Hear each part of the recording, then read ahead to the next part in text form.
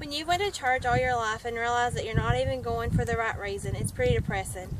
I grew up in church, went to all the vacation Bible schools, did everything I thought I was supposed to do. I never realized that I wasn't saved. For a while, we even quit going to church. For some time, people would ask me, "What did you do this weekend?" And I would always be so ashamed because I could not say I went to church. My 7th grade year, I started playing school ball. I got invited to go to a Wednesday night service.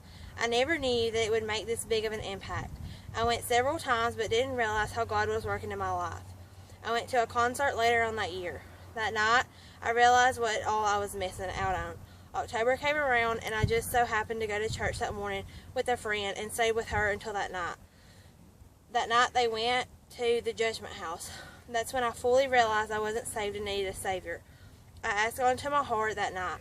November came around and we went to a football game. It just so happened to be 11-11-11.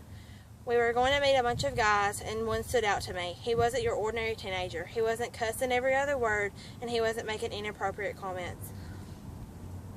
He was having the time of his life without doing all these things. I can remember telling myself, wow, I sure would love to be like him. He didn't let people tell him his value in life, and he knew he had a purpose in life, and he knew he was here for a reason.